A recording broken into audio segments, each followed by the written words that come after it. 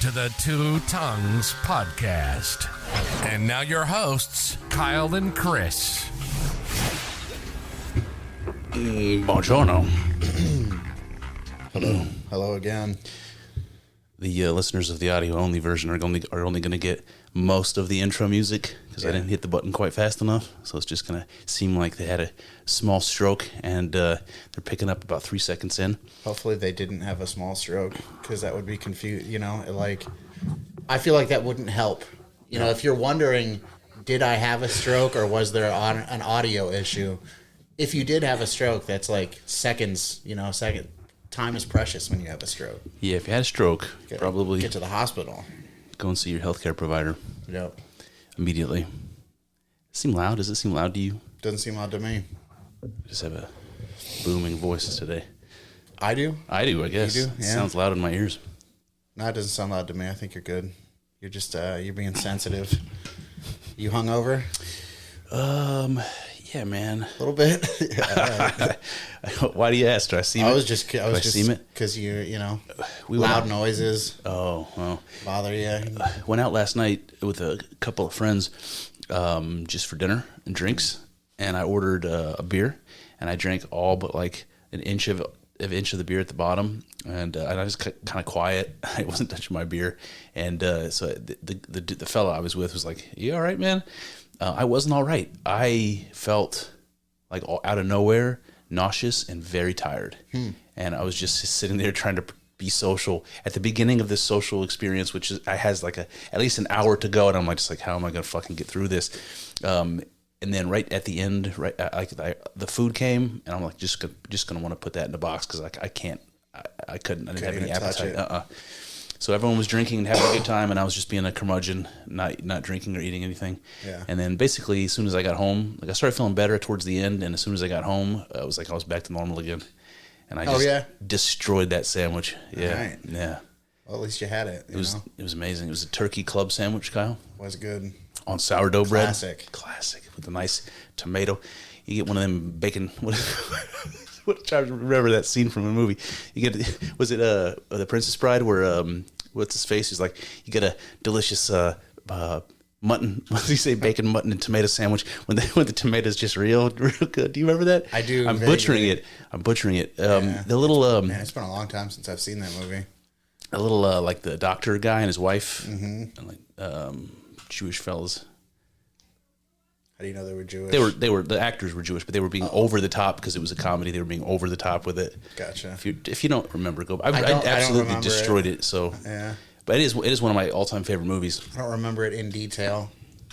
I'm trying to remember the actual lines. Whatever, you guys. I'm not a great movie guy. I'm not a great movie guy. Yeah, being a great movie guy, it's a lot of work. You gotta. Yep. You gotta watch the movies. You gotta remember the movies. Yep. But even the movies from my generation that I loved, I don't remember as well. Oh yeah. I haven't rewatched them forever, and then I find myself in situations like I was just in, trying to describe a scene that to my mind I was going to be able to rattle off no problem. But the moment I tried to find the words, I was like, fuck, I can't even remember the actor, the Jewish feller. Yeah, well, got a lot of options, in Hollywood. Yeah. Lots of them running around. Yeah. Oh boy, what was I going to tell you?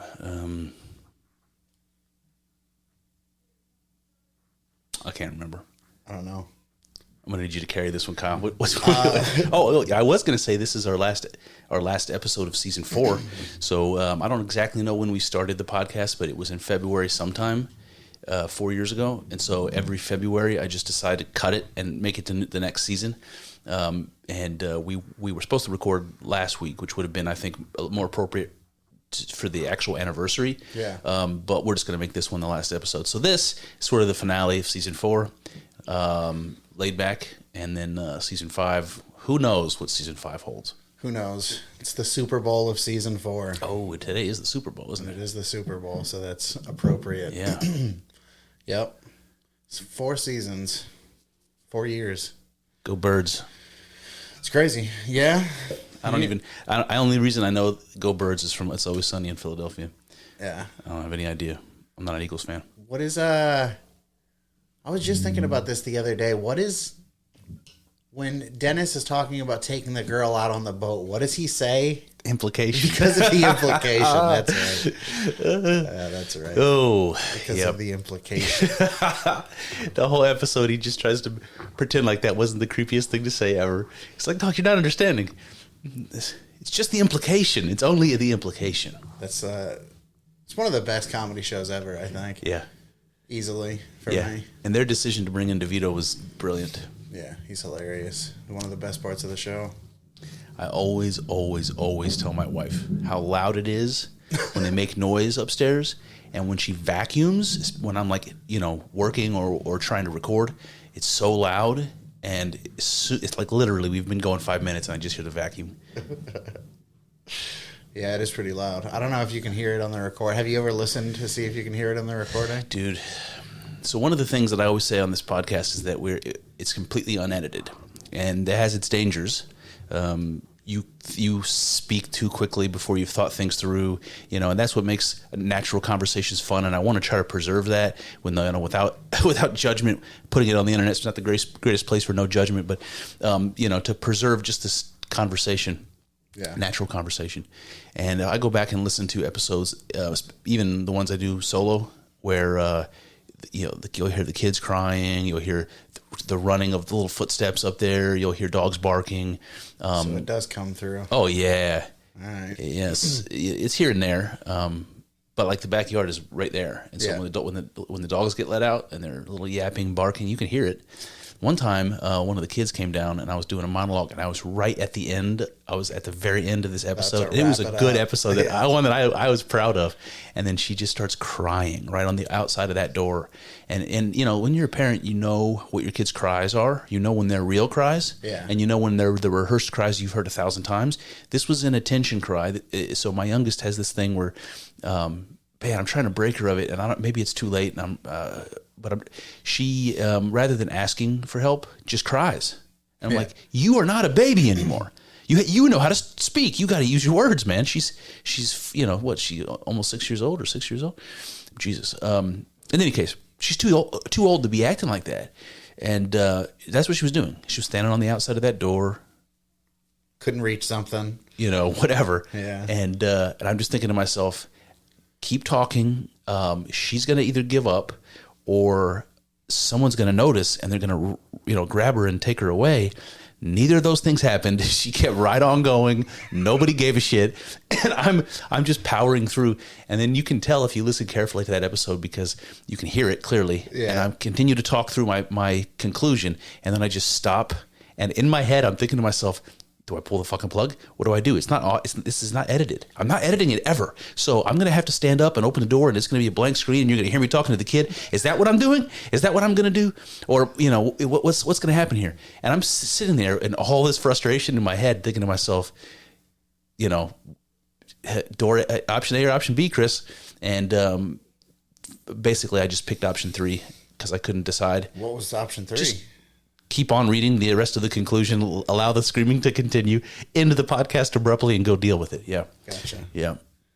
So. That seems like a good option. Yeah. It seems, But it's immortalized if you want to go listen to it. I can't remember which one it is. No, not off the top of my head, but I remember it was one of my favorite ones. So if I could go back and listen to a couple of them and figure that out. Yeah. That's pretty funny. Yeah. Just screaming her head off. Screaming. Made an appearance on the podcast. Oh, yeah. They've been on the podcast many times. So that's another thing is every now and then. So the girls know that this is my hobby. And so my kids will come down to the studio and they love it. They love putting on the headphones and hearing their voices in it. It's like, I do too. I get it. It's like, look at me. I'm on TV. Yeah. And then, they can see themselves in the camera on the monitor and they're just having fun with it. So sometimes we'll record, our own podcast. I never publish them, but it's just me having these just strange conversations with the girls. But first, it was just the older one, and then the younger one separately wanted to get involved. And then I've had like one or two where they've both been on here, and it's just like 10 or 15 minutes of talking. We'll look at pictures on the computer and whatever. It's just fun, and they're freaking adorable, man. Yeah. I got them on the computer if you want to see them. You actually record them, the video? Because I remember you did a couple, like an audio one or two back in the day. I have audio ones, and now I have some video ones. Nice. Yeah, Nice, that's cool. It is cool. I think that maybe I'll snip that out for their when they get married or something for the video montage. Yeah. That'd be good. Yeah, keep them going, man. I have quite a bit of content by the time that rolls around. This is an interesting time, man. When we were growing up, we had you probably had a series of photo albums with printed out pictures in them from vacations and things that you were on. Yeah. And you also probably had like a shoebox full of random pictures that weren't in albums. And like once every 17 years, you go through them and you're like, reminiscing on the memories. And then prior to a couple generations deeper, before the camera, and they got none of that. Now we have constant photos and constantly being posted and retrievable. Yeah, how many pictures are lost, never to be retrieved because your basement flooded, or you left them at the old house when you moved out because fuck it, you're never going to see those pictures again. We'll never have that problem. Every moment of at least our kids' lives are documented and publicly available on Facebook. It's an interesting time. Yeah. Definitely a lot of, what's the word I'm looking for? Like a lot of just information, in the form of pictures that just like floating around. Like, where are they? They're in the cloud, like that's your photo album now. I don't know. Just a lot more, just like the volume is incredible at this point. Oh yeah. Yeah. Do you have any old like Polaroids or any old pictures? I really don't. But they do at my parents' house. They got a bunch of that old kind of stuff. I have like a stack of pictures. I keep them. I keep them like with a bunch of like genealogy research that I did years ago. They're like in a binder and just zipped up. But anyway, every now and then I'll pull them out. There's like a couple of pictures from high school. Yeah. And when we were in high school, man, like people had people were starting to have cell phones like towards the end of our high school time, but not everybody, and the cameras were shit back then. If you even had one, I don't even remember. So I've got some pictures from high school, and it's interesting, man, because those memories would be lost.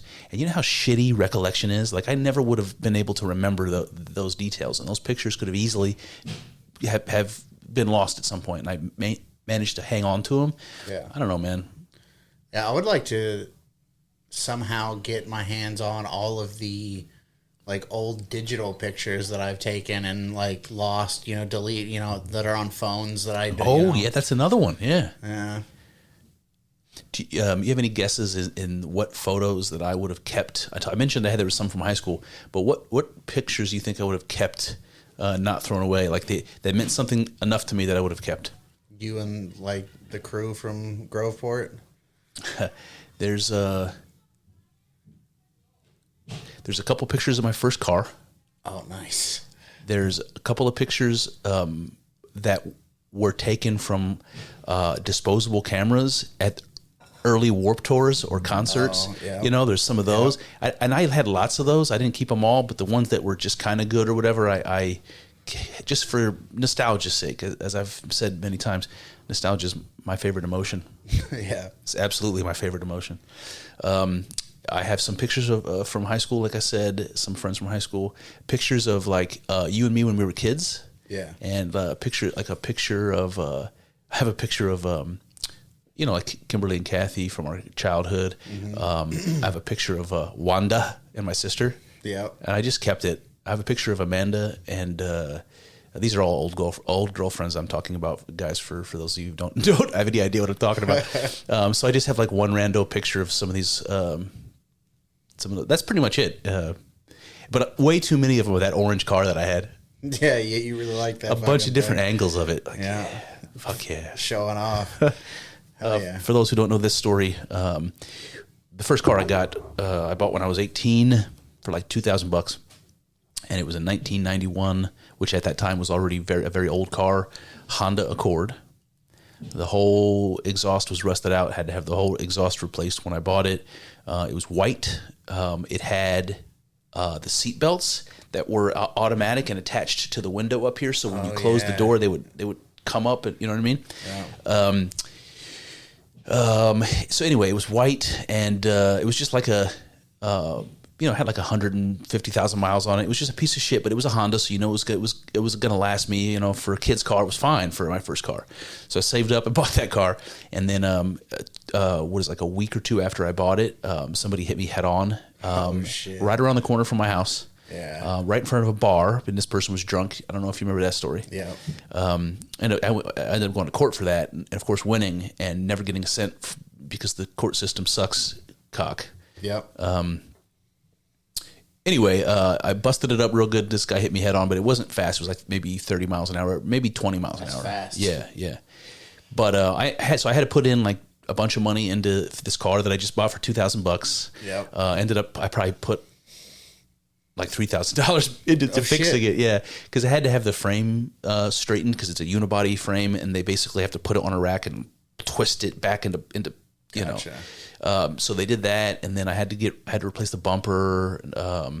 I had to replace the headlights. Can you put a body kit on it? So this is where I'm going. Okay, gotcha. So you have to understand, guys. I'm a teenager. This is like right after the Fast and the Furious movie franchise happened, and remember I told you that the exhaust was rusted completely to shit, and I had to get it fixed. So here I am, a teenager, an 18-year-old kid. I'm being asked, "What kind of muffler do you want to replace this with?" The loud one. And I'm like, You remember Dom? Like, yeah. You remember the Supra? I want that. Put that exhaust on my car. So I have this big, gnarly, loud exhaust that you would put on a fast car, on a car that isn't fast whatsoever, just because it made that noise. And I thought, I don't know, man, it ramped my testosterone up. I thought I was fucking Dom, what was his name? Toretto. Dominic Toretto. I don't know if you remember that. No, you probably don't. There was a local band called Missing MIA that had the song. I do remember. I don't remember the music, but I remember that band. One of the lyrics were like, "Baby, I'll never be your Dominic Toretto." Okay. Anyway, I don't remember that at all. Anyway, that's pretty fun. So I got this exhaust on it. Yeah. But remember, now I have to fix the bumper. So I buy so I have to fix the bumper. But here's what happens. I have a white car that now is going to have a bumper, either a different color than the car that I have, or just like the fiberglass, like it needs to be painted, right? So I'm in a pickle, but I also have an opportunity because now this car most likely has to be painted. So and I know I have to buy a bumper. So instead of buying just a normal bumper from a junkyard or an aftermarket bumper that was normal, I had to get one to match the exhaust. So I got one of those body kits, one of those Fast and Furious fiberglass body kits.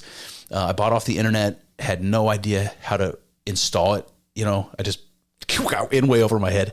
And my mom worked with a teacher whose husband did fabrication work like that, and he was retired, and he was like, "I'll do it. I'll charge him almost nothing." And this guy was awesome. So he ended up putting it on for me. It was flawless. I don't know if you've ever seen like a DIY job of one of those. Some kids, like teenagers, will throw them on there. They don't do it properly, and it looks like absolute shit. The bumper's hanging off in places, different distances between it's not good. This guy made it flawless. Nice. And so I went out and I ended up getting some new rims and tires to go with it, which were anyway. The point is, it was very, very white trash, dude. It was white trash. I had this terrible old piece of shit beater with no performance to speak of. I did nothing to the performance. I just polished up the turd as best I could. And the point is, though, when it was all done, it was not a bad looking little car, especially for like a teenager to have. I was proud of it. Did you ever get anybody trying to race you? Yeah, because of the way it looked. One time, and I was here. I was up here. Oh, in that car? In that car. So what happened was, I came up here. That car, the car I just described to you, and I was getting off on the 480 exit from 71, where I would get off on Clegg. Or it was the Clegg, it's like 480 to Clegg, right there. Yeah. So I got off on, and I was on that. You had to slow down and take this basically 180 off ramp, and somebody in an actual souped up version of, it was a much newer car than mine, but actual souped up and fast, I just heard the noise, and I just didn't know. I was like, my eyes were as big as saucers. I look up in my mirror, and here's this actual Fast and the Furious car zoomed around me on the off ramp for going from one freeway to another. He was zoomed around me, and I was like he was expecting me to go after him or something. Yeah. And I was just like, fuck, what are you doing?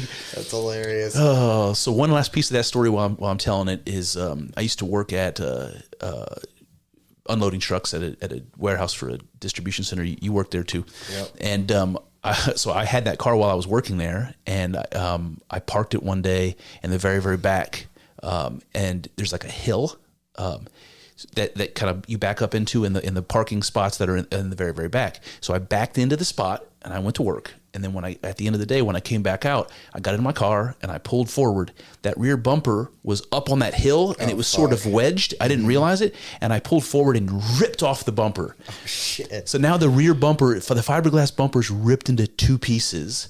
And could you imagine? First of all, listen,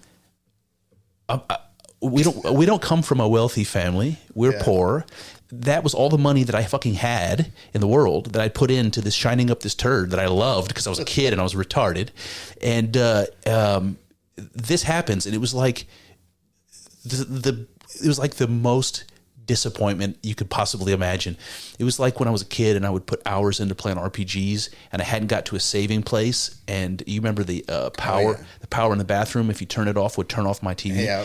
Like when somebody would erase like 4 hours of hard leveling up work and Chrono Trigger, and I would lose my mind. This was one of those moments where my heart just shattered.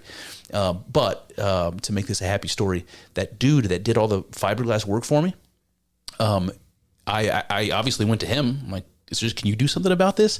Not only did he fix it flawlessly, but then he added all these bars to reinforce it to make it more solid so that wouldn't happen again. Nice. What a fucking nice guy. And I didn't even know him. He was a stranger, and he charged me almost nothing. That's awesome. Yeah. Hell of a guy. I wish I could remember his name. But shout out to that fella. Yes, indeed. Yeah. It was very kind of him. Yeah. Yeah, that car was pretty funny. You remember that? Oh, yeah. Did like your dad or brother make fun of you for souping it up but not really doing anything to it? Well, my dad, his favorite refrain for me was, "You're a fucking idiot." So he thought I was a fucking idiot. Fucking idiot. But listen, man, like if you would have rewound 30 years, put my dad in that same position, and the version of that car for him was like an old GTO or something. Mm-hmm. Yeah, he would understand then. Yeah. He just didn't understand. So my brother thought it was cool. Okay. He thought that the body kit was cool. That the paint color was cool. He thought the wheels were absolutely crazy. He thought I made a terrible decision, ruined the entire aesthetic by putting those rims on there. What were the rims? So the rims were, if you remember back then, like even now, the more expensive rims, they're more intricate, and there's like many spokes, and they're either black or they're glossy, shiny metal, chrome. These were, they looked like they were trying to look like those, okay. but they were just a very cheap version. They were like almost like a brushed nickel color instead of like chrome. They weren't quite right, and the spokes were real thick. They almost looked like tires that you would expect more on maybe a race car, like a race car of some kind. Okay. But they weren't flashy, and the tires were not low profile like you would expect on a car like that. They're just big old thick tires, big old thick normal tires. Yeah, and great suspension. And I didn't go feel a bump. No, and I didn't go like very much bigger than the factory rims. I think they're like 14 inches. Maybe I went like 18 or something. But if you see like a really nice version of that car, they'll probably have, 20, 21, 22, 23 inch rims, low profile tires. They'll be sunk real low to the ground so that the body kit is basically floating, an inch or so off the ground. Mine was probably like 8 inches off the ground, But anyway, the end of the story, the second end, because I said I was going to end earlier, I know how the demise of that car, what happened to that car. Yeah. The end of that story. By the way, I always name my cars, and that car's name was Phoebe. Phoebe. Phoebe. Named after Lisa Kudrow from Friends? Named after Lisa Kudrow from Friends. All right. Absolutely, because it's like Lisa Kudrow from Friends was like, she was cute. She wasn't like Jennifer Aniston. She wasn't like like if I was driving a Lexus, maybe I would have called it Jennifer Aniston. But this was a pretty car, but it was awkward and weird, and that's what Phoebe was. So I named her Phoebe. Then the car after that, I named Helen of Troy. In any case, Phoebe, I ended up selling to my neighbor. Used to live in Josh Hamilton's house, the neighbor on that side. Gotcha. I sold it to him because he needed something to drive to work that was reliable, and he paid me basically what I paid for it the first time. So I never recouped the money I had to put into it. That was all for fun. Yeah, it was all for fun. So he was driving it to work one day and got hit by a semi truck. Oh shit! Yeah, it like just absolutely decimated. He was okay, but absolutely destroyed the car. Yeah. Yeah. Damn. You know what the first thing that guy did was take the muffler off and put a normal muffler on it. Yeah, that's hilarious. He left the body kit on and everything, but he took the loud muffler off and put a normal one on. Don't blame him. No. Mm-mm. Yeah, I mean, unless it's for performance, those things are pretty fucking annoying. You know, even for performance, they're pretty fucking annoying. I did get a ticket for it once. Oh yeah. Yeah. Oh, I vaguely remember that. Yep. You went to court for it. Yeah. Yeah. Yeah. Because I worked at a law firm. I'm getting out of this. Yeah. In fact, that was the job that I took right after the warehouse. Oh, okay. And I went to work at that law firm, and there was one young attorney. And when I told him I got the ticket, he was like, "I'll go with you," and he was cool, man. Nice. Shout out to M. Michael Krause, or what was his name? Shout out to Krause. Can't remember his Krause. Sam. I think he went by Sam, but I think his name was Michael. All right. He was cool, man. We helped him move. I don't know who it was that went with me. One of my friends went with me. We helped him move and played like computer games at his house. Nice. He was like, just out of college. Okay. He was cool. But I actually deserved that ticket, and the cop was being a little bit of a dick, but this is what happened. I was getting close to the exit ramp for getting off the freeway on the way to work. There was a policeman in front of me, and he was going the speed limit. Oh. So I went into the lane to the left of him. I went 5 miles over the speed limit in order to get in front of him, and I had to do it pretty quickly. So imagine the balls on me as a kid. I'm like, this cop's going too slow. So I get around him and I get in front of him, and then immediately off onto the exit because it's right there. That cop just pulled right back over onto the exit, followed me, and pulled me over on the off ramp. Gave me a ticket for my license plate not being visible because it was in the window in the back, and he gave me a ticket for my muffler being too loud. And in truth, the muffler was brand new. I don't think there was any laws saying that it couldn't be on my car. Otherwise, I don't think they would have put it on my car. I went to a shop and had it done. It's not like I ordered it off the internet. I went to a shop and had it done professionally. So I don't think it was too loud. Yeah. I also don't think he pulled me over because he couldn't see my license plate. I think he pulled me over clearly because I got around him like a fucking idiot. Yeah. And he wanted to make sure I didn't make that mistake again. So I'm grateful to that cop. But I did go to court. The judge, the attorney was great, man. He was like, "Yeah, this is my assistant. He's an idiot. He was late for work. Cop pulled him over. This is what happened. They're giving him, multiple charges. He did nothing wrong. This guy barely has enough money anyway. What can you do for me?" And then the judge was like, "Okay, well, I'll reduce the fee and dismiss the charges or whatever." It's like I didn't have any points on my license, and I paid a lesser fee. And that was the moment when I decided I didn't want to be an attorney. Yeah. Yeah. Because that's why I was working at the law firm. And when I was in high school, I was in a legal program, if you remember, at the Career Center. And that's what I thought I was going to do at the time. I really didn't know, but that's kind of what the trajectory I thought I was going. And, I thought being an attorney would be cool, right? It's like, would be. You make a bunch of money and you get to wear suits and, I don't know. What do you think about it when you're 18? That's what I thought. Like, yeah. But then I went to court and I saw that what happened was absolutely had nothing to do with whether I broke the law or what happened. It was a transactional thing, and having an attorney has nothing to do with justice. It has to do with somebody who knows how to play the game. It's kind of a racket. Like most professional things are kind of a racket.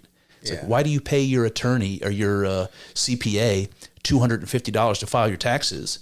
Because they've made the tax system so complicated that you need a professional for it. And that's what attorneys are. The legal system is so complicated. You need a professional for it. And their job is to get you the best deal possible.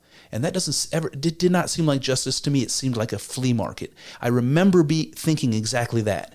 That felt like I was wheeling and dealing at a flea market. It didn't feel like I was in the halls of justice. Yeah. And I decided I didn't want to be an attorney at that point. Yeah? Yeah. So what I'm hearing is that you committed several crimes and then used your white privilege to get out of it. That's what I'm hearing. Well, the attorney was Jewish, so... Hey, you know how they are, man. They're white when it works for them. So it worked for you, though. It did, yeah. But yeah, it's your white privilege, whether the lawyer was a Jew or not. You know? Yeah. I'm sure the judge was white. I don't really remember, but I think so. You son of a bitch. Despicable. I'm despicable. Taking all these perks. What was it Michael Scott said? I don't know. He said a bunch of stuff. It's not about the... I think it was the episode where Daryl was trying to convince him to get a raise because Daryl couldn't get a raise because he was going to end up making more money than Michael. Oh, so he was trying to get Michael to ask for a raise for himself. And I lost where I was going with that. I don't know. Whatever. Yeah, I don't know, man. Don't want to leave? No, I'm good. Thank you, though. Brought to you by...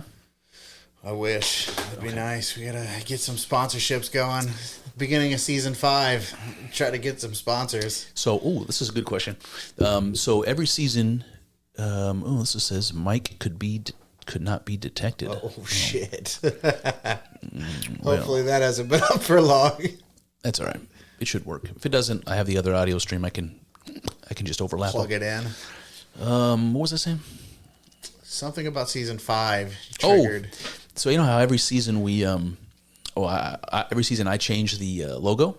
The logo. Because when we had the logo created, the very nice fella, shout out to Keith. Shout out to Keith. Keith Olbermann. 7-Star Marketing Keith. I can't remember his last name, but shout out to that dude. He not only gave me a logo that I liked, he gave me like various alternative versions of it. Just gave me a whole package of them.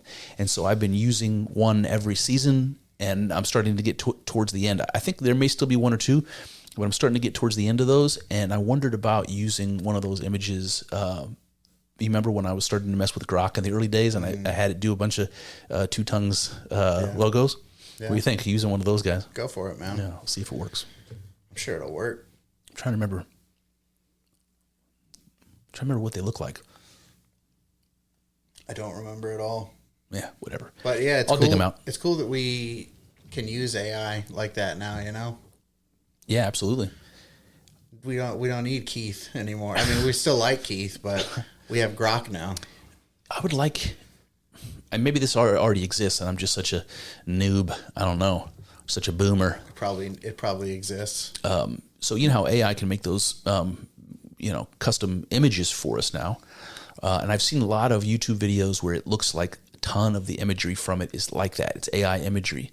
I wonder if I could upload the audio of a podcast into an AI system that would generate video imaging content to go along with the words that I don't have to do. It just does it for me. So if I'm talking about ancient Egypt, it just starts showing pictures from ancient Egypt. If I then start talking about the Ouroboros, it shows you the snake with his swallowing its own tail. If I start talking about ancient Greece, all of a sudden we see, the fucking Colosseum, or not the Colosseum, that's Rome, but you know what I mean, the Pantheon, that's Rome too. Whatever. So anyway, that I think would be fucking amazing. If anyone knows whether that exists, let me know, because I would very much like to see what my solo episodes would look like if... I bet you could get something like that done. You might have to pay for it. Yeah. Pay for some subscription AI service, but... We're going to need Keith again. Hey, Keith. See if you can figure that out. Ask Grok. Ask Grok to recommend another AI to you. Before I got kicked off of X again, I asked Grok, because Grok is free now. Even people who don't subscribe to it can use Grok. I didn't know. That was like the reason I subscribed. Yeah, well, you don't have to anymore if you don't want. But I asked Grok to assess my IQ based on my tweets, based on the things that I post. And it gave a whole long response, but it said that if it had to guess, it would say somewhere in the ballpark of 110, 120. And that's always what I've gotten on. Like, I've never actually taken like a psychological IQ test, but I've taken a bunch of online like variant of it. Yeah. And that's generally what I get. The range that they pull. It's pretty interesting. Yeah. I just wonder how accurate it is. It would be crazy if it was able to deduce like pretty accurately what your actual IQ is just based on your. I think as far as verbal IQ goes, it probably can. I mean, if you tweet a lot, it probably can give you a pretty good idea of your verbal IQ. But I really have no idea how IQ works. So yeah, me either. You know, G, general intelligence. That's what they say. G is important. I've been reading this book on ancient Egypt, and I've had to look up more words. And it's not like when I was reading books about like from ancient India, and they're using all these Indian words that there's not really equivalents for in English, especially if they're religious words. Like this is an important word to use. So vidya and avidya are examples, things like that. I have to look them all up because I don't speak Sanskrit or whatever. I have to look them up. That wasn't what this was. Some of that, talking about ancient Egypt religion, and then there's words in there that I never heard. But these are English words this guy's using. And I'm looking up, like, on one page, I had to look up, like, 6 words. Like, what does theodicy mean? Theodicy. That is... I know that word. I'd be impressed if you can come up with it. Isn't that, like, doesn't have to do with, like, why they're suffering and... Yeah, absolutely. Theodicy, I think it means like theos means God, and it was like noble suffering or something like that. Yeah. But it comes up when people talk about the problem of evil in religious context. Yeah. But I didn't know. And then the word thematic comes up, and I looked that up. Like, what the fuck does thematic mean? Thematic? Thematic. Do you know? What would be your guess? THEMATIC. Yeah.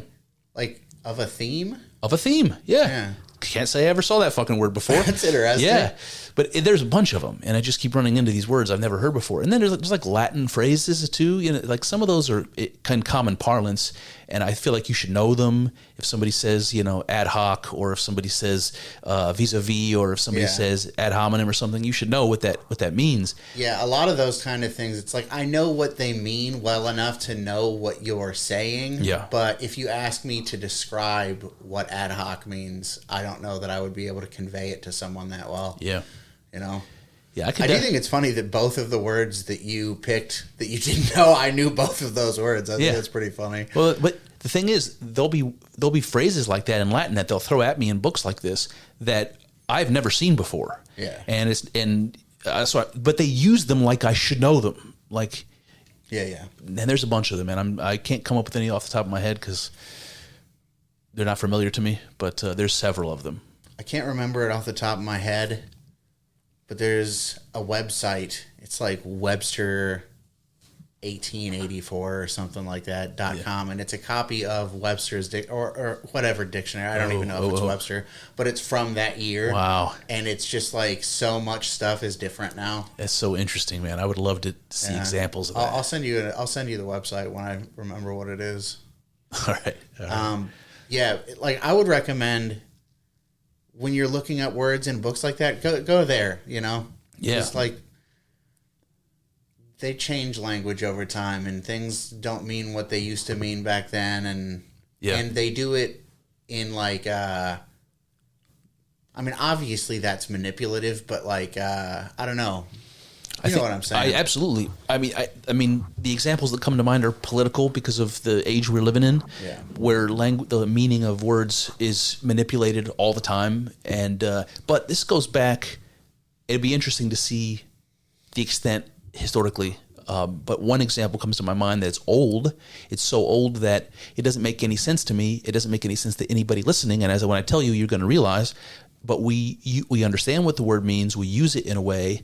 But when you look at the word and what the word is made of, it doesn't mean at all what you're saying, what the meaning we give to it. And this is the word awful and awesome, right? The word awful and awesome are basically synonyms, but we use them as though they're antonyms, right? Awful, something that is full of awe, is not something that would be bad, right? To be full of awe, to be in awe of something is to feel minuscule, diminished in front of something grand and powerful. Being full of awe is not a bad thing at all, but we say awful like this coffee is awful. No, this coffee is not awful. Being full of awe could be bad too, though. You know, like it could like be, fear and trembling. Yeah, like you could be so struck with awe that you like lose your mind. You know. I would argue that's a good thing. Yeah, maybe. But to call bad coffee awful, you have to understand that that's the common way we talk about it. Yeah. And in that context of fear and trembling, coffee being awful doesn't make any sense. Yeah. So anyway, that's just one example. I would be very curious to know when that change happened. When did we start using that word to mean bad, inferior, distasteful, whatever? Yeah. So you know how like some people will take psychedelic drugs and they'll just be cooked for the rest of their life? Yeah. That's like, I don't know, maybe that's like a chemical reaction. Maybe it has nothing to do with being struck dumb from awe. But if it did, you wouldn't say that's good, you know? Yeah. But again, I don't know that it has anything to do with awe, so I don't know if that's even a valid, situation. If it's, boy, so I'm going to get poetic here. I'm going to lose a lot of people. I might lose you, but it just seems to me like, let's say that this example is real, like something you'd see in the Bible where you bury your face in the ground because you can't look directly at the splendor that God and His presence or whatever. Imagine you did, and it fucked you up permanently. Like you were like you're describing someone does acid and they're totally insane for the rest of their lives. They're like a vegetable or something. Let's say that's the case. I agree with you. It's not good, but imagine being so struck by the divine that you essentially disappear. There's like some kenosis involved. You know what I mean? Like emptying yourself and becoming God, one of those sort of mystical sorts of descriptions. Imagine being so satisfied with that experience that you don't have the will anymore to feed yourself. Like, is that bad? Yeah, in a manner of speaking. But if that was like, if I was describing a saint that happened to, you might think, yeah, like, isn't there a, there's these Buddhists. Have you seen the Buddhist mummy with the glasses, with the Ray-Bans? No, I don't think so. There's this. There's these Buddhist saints that they do this ritual where they meditate at the end of their lives. Usually, they get into this deep meditation, and then they stop taking food. They refuse food and water, and they literally meditate until they die from starvation or whatever. And they are like very well preserved somehow, and they put these glasses, these Ray-Bans on them because eventually their soft eyeballs start to decay. Their bodies seem to be very well preserved and last, but they put these glasses on because otherwise you'd be looking at gore. And you don't know at what point this saint died. He's meditating, and in one moment he's gone, and you can't tell the difference, and he sits there permanently as a mummy. You know. Yeah, I don't know, man. That seems... Can you imagine dying while sitting up? I don't know. Seems inappropriate to me. Lay down. Everything about that seems inappropriate to me. That whole scenario seems inappropriate to me. Yeah, I don't know, man. That seems weird. It does. Like, that seems almost like kind of nihilistic, you know? Like, I'm going to stop eating. You know, I don't know. I don't know, man. But I do relate that to that idea of emptying, of self-emptying, that the Orthodox call kenosis. I think it is. Like, imagine if it was through discipline and grace or whatever, you have this ability to empty yourself and be filled by God, if that's like a real thing. And in that process, you can just let yourself go. You know, I don't know. It kind of sounds like religious suicide. and that's kind of weird. But I don't know. I have to think about that. That's something, religious suicide. I'm gonna have to write that down. I have to think about that because I'm not sure what I make of it. Religious suicide. Dying as an act of, like allowing yourself to naturally die as an act of sacrifice to God, or an act of a worship. Yeah. Allowing yourself to die naturally as an act of worship. Yeah. Yeah, that, I don't know, man. Like giving yourself, like we say, especially Christians, we say that sort of thing all the time, like give yourself to God, give your life to God, that kind of thing. Imagine giving your life to God in that way and thinking of it as a act of worship. I don't like it. Like, what are you giving? Your soul, your life. I don't know. It's like a literal interpretation. It's like the argument that people make about the Bible being metaphorical or literal. Yeah. When it says give your life to God, you take it literally. Yeah. You know? Maybe, I don't know, man. I don't know to what point it is literal. I don't know. To me, like doing that, this, thing where you like starve yourself to death, you meditate and starve yourself to death. You can't hear anymore. But doing that as a sacrifice to God, I don't know, man. It just doesn't really seem like you're sacrificing anything. To me, it seems like you're doing nothing, Yeah. And I don't know. It just like doesn't. I would have to think about it and find some way in which it was like meaningful and good, because I don't see it as that. I see it as like is somebody, if I decide right now I'm going to give my life to God and I go home and I put a shotgun in my mouth, is that good? Doesn't seem like it. Doesn't seem like it. But if you did it as a genuine act of worship, what would that even mean?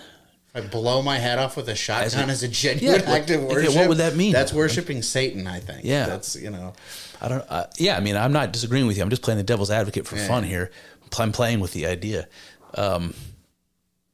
It's like, I guess what I'm thinking of is like in the old days when people would sacrifice for God, they'd kill an animal or something. Or in more serious cases, they kill human beings. Or in even more terrible cases, they kill children, But it's like, for most people, it's not your child. For most people, it's abstract. It's somebody else dying. Yeah. But in this example, it's like we're giving our life to God, literally, and I'm not putting that burden on anybody. I'm not scapegoating anybody for the sacrifice. I'm willingly giving my life. I think that's more noble, more brave than sacrificing someone else, someone you captured at a war band or something. Yeah. But this is just where my mind's going. I don't know what it means. I agree with that. I think that this like form of sacrificing yourself, which I'm still really struggling with seeing it as a sacrifice. But I think that would be better than sacrificing other people. I'm with you on that. What do you mean you can't see how voluntarily giving your life isn't a sacrifice? I don't know, man. It just doesn't seem like. I guess the reason is, what's it for? What are you giving it for? Yeah. Like, what are you sacrificing it to? Because who wants that? What wants you to put a shotgun in your mouth? I think that's a good question, Kyle. Now, if you could provide me some sort of deity that wants you to put a shotgun in your mouth, and I can think of that deity. Yeah. Then maybe you are sacrificing to that. But like, again, I'm not sure that that's good. I don't know if you should do that. I think the deepest contradiction in this idea is that there seems to be a purpose for life. Otherwise, life wouldn't exist. Like if you're a theist, you must believe that God doesn't make something accidentally or unintentionally or outside of his plan. So if life exists, it must have a reason to exist, a purpose. It must be important. And because when I say life, what I really mean is experience and consciousness. All the things, everything that we think is real is I'm putting into that category. If you sacrifice your life for God, voluntarily because you think you're doing something that he wants, that's a good point you make. Then what you're doing is like God gives you this manifestation and you throw it right back in his face. Like you have a life for a reason. Is the only reason for your life to give it back to the person who gave it to you, to give it back to God, let's say? That seems weird. That seems really circular and weird. Like life is purposeful. We're here for something, and to not do that thing that we're living, to not live, and instead throw that in God's face is like somebody gives you a beautiful gift, and you shit on it. Mm-hmm. Like what's that line from Superbad about the girl with the big titties? Breast reduction surgery. Yeah, I forget, but you're basically in the right ballpark. Got to get a look at these warlocks. Yeah, exactly. Oh boy. Yeah. I see what you're saying, and that's basically where I'm coming from. It's like seems in my mind, regardless of how you choose to kill yourself, whether you meditate and starve yourself to death, or if you just put a shotgun in your mouth and do it real fast, I just don't. I have a hard time seeing that as a sacrifice to God. That's not what God says He wants from us. Yeah, it's a complete opposite of what God says He wants from us. You're not supposed to do that. But like, the real sacrifice in Christianity is living like God, because it's so much living like Christ, trying to emulate Christ, because it's so much easier not to. Yep. That it is. Yeah. I got nothing. Yeah. But I will talk to you about this ancient Egypt book I've been reading. I'm going to be coming up with an episode on this, some opinion scholarship on ancient Egypt at some point. This book is called Search for God in Ancient Egypt by Jan Assmann. It's the first time I've ever really delved into ancient Egyptian mythology deeply. And it's just spelled like ass man. Ass man, yeah. I told you this, I think, the other day when you were over, but every time I see this guy's book, Jan Assmann, in my head I hear, I'm a scat man. I hear that song, but it's ass man. I'm an ass man. Shooby dooby dooby doop ba da bop. Yeah. Boop ba da bop. Well, the wrestler Billy Gunn, he had a gimmick where he was the ass man, and his music was like, I'm an ass man.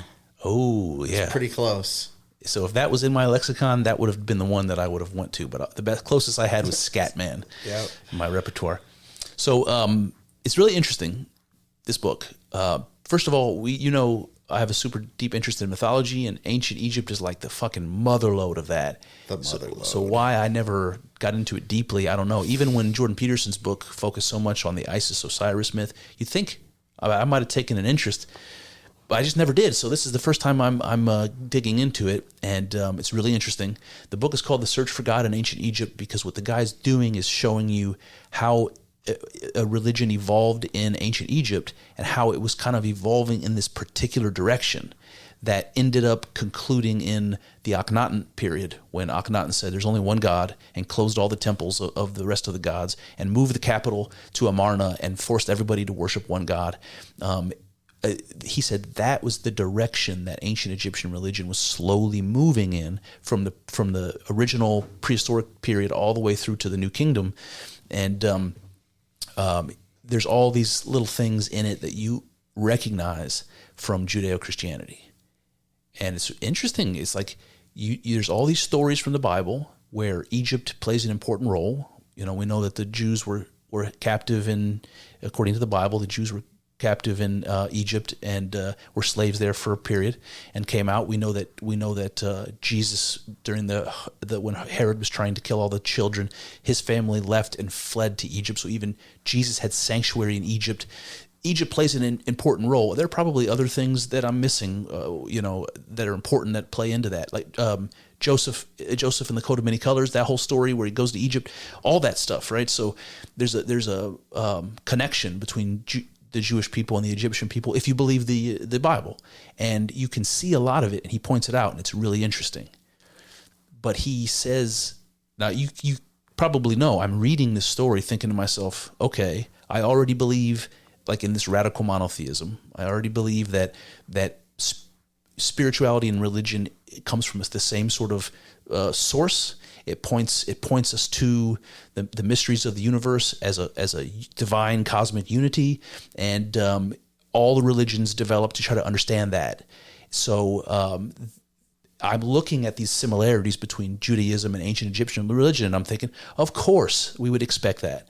And I want to see these ideas of monotheism deep in ancient Egyptian history, so I can point to them and say, here's more evidence of the things I believe. So I'm already biased, and I understand that. I'm admitting that. But this guy goes out of his way to piss on my Cheerios. Yeah. I don't know Jan Osman, but he's pissing on my Cheerios left and right, like he's doing it on purpose. Like he knows me, and he's doing it on purpose. So 2 examples. The very opening chapter of the book, he's talking about people who have studied religion and made the same kind of connections that he's going to make between ancient Egyptian religion and monotheism, and how monotheism develops. But he says, basically, if you take this to the extreme of someone like Wilhelm Schmidt, you've gone too far. So that's the first thing he's done. Wilhelm Schmidt is one of the people that I have a deep respect for. I've read all of his shit that's in English, and it's been very impactful to me. So he turns around and shits on Wilhelm Schmidt immediately, like when the first couple pages. And it's one of these things where if you even know who Wilhelm Schmidt is, I'm impressed. You remember that guy we had on, the other Chris that we had on from Virginia? That's how he and I kind of connected, because we both knew Wilhelm Schmidt, and we were influenced by him. So this guy brings him up, and it's like I see Wilhelm Schmidt in the book, and I'm like, fuck yeah, this is somebody who knows this, is somebody who's kind of a brother to me, Jan. And then he shits on him. Wilhelm Schmidt's a retard. Yeah. Yeah. And then a little bit later on, he starts talking about mysticism and shamanism, and like, let's go. And intoxication. And I'm like, yeah, here we go. And then he basically says, that stuff's all gay. He says, there's no evidence of any of this in ancient Egypt. And if you're one of these people who thinks that all religions start off as this sort of shamanistic type of a thing, you're going to find no evidence of that in ancient Egypt at all. And if you think that where mysticism surrounds the idea of participating in God, or having union with God, or coming into contact with God, you're not going to find that in ancient Egypt either. And all I'm doing at this point is going through, as I'm reading, going through and highlighting all the places where he's giving evidence that's contrary to that. So that's, I think, the direction I'm going to take the opinion scholarship I do on this book. I'm going to take the book that Jan Assmann wrote to convince me that primitive monotheism is not the origin of religion in any way, shape, or form, nor is shamanism or mystical experience the origin of spirituality in human beings. And I'm going to use his own book and his own excerpts from ancient Egyptian, holy books to make the opposite argument. That's what I'm going to do. All right. Stick it to Assman. I'm going to stick it to Assman. Yes. Well, it sounds like it'll be good. One of the coolest things that I've found in that regard is about how powerful words are in ancient Egypt, and this whole tradition of magic and magic spells. Because in ancient Egypt, like, the world is spoken into being. And that's going to sound familiar to you because that's what happens in the Bible, right? The world is spoken into being. And then the way that John talks about the Logos, that is alive and well in ancient Egypt, even going way back to the old kingdom. And that's really interesting, that they believe that the word is divine, that it was responsible for creation, and that it exists, that we participate in it. That our ability to speak and to organize and all of that is a part of the same thread that created and organized the cosmos. It's really cool, man. It's pretty cool. Another thing is I learned why they made mummies. Oh, yeah? You'd think I would know that? You think I would have been curious at some point and asked? Not just to preserve them? Yeah, but it is to preserve them. But the question is, why? And if you know anything about Egyptology or whatever, you would just say, well, they were obsessed with immortality, and so that's... And you're not wrong. Yeah. But more specifically... he breaks it down like this. He said that the ancient Egyptians believed that the gods existed in heaven. And that was vaguely the heaven that you see when you look up at the stars, but it's also this transcendental place, like Mount Olympus. And that when you make a temple to a god and you make a statue, an idol, that what you're doing is creating a place for this god to exist, to inhabit, right? So you make the statue, and then the soul, they call it the Ba of the god, comes down from the heaven, and it exists, it settles on that statue. So it literally exists in there. And so that way you can worship it while it's here. And it's important that a god has a place where it can come to earth, right? Where it can be here. And that is the exact explanation for why mummies are made. Mummies are made to preserve the body of the king originally. And then it became more people as time went on, so that the Ba of the king could return to earth. And then that explains why they put all those grave goods and stuff in there. It's like the King Tut has like chariots and servants and food and all this stuff. He's going to need it when his Ba comes back. And so having his body preserved is like the idol. It's like, and we hear echoes of that in the Bible when we hear the body is the temple of God, that kind of thing. It's really cool, man, that the body is preserved to ensure this connection between your soul and between heaven and earth. I just thought that was fucking cool. That is cool.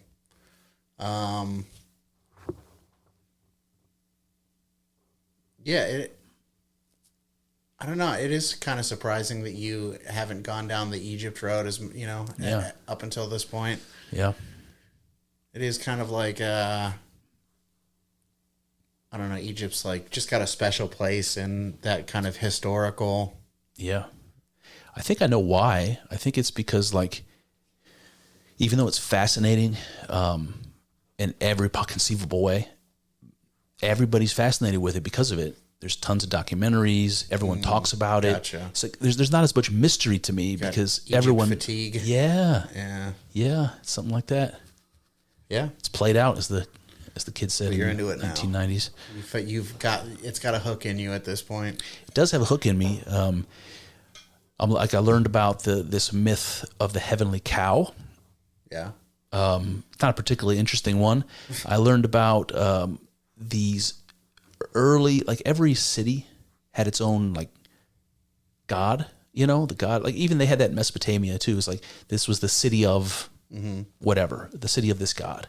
And they had like slightly different gods, and they kind of loosely believed between cities that their gods were real. It wasn't like they denied them. They just like focused on one god here and the other god there.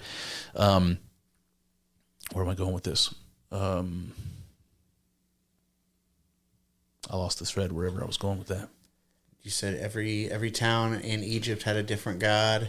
So they actually had different creation stories, right? So okay. like Thebes or whatever had a different creation story than Heliopolis and Memphis or whatever.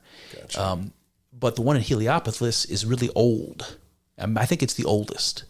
And it's interesting, man. Like they believe that there was a god. Usually it's Atum or it's Ptah.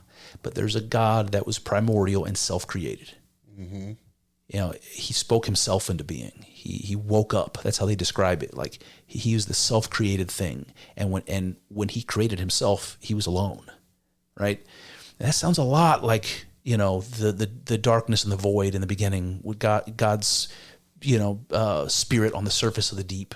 Yeah. That's what that sounds like to me. Yeah, the only difference is that in Christianity, at least in the branches of Christianity that I'm aware of, God is not self-created. God is uncreated.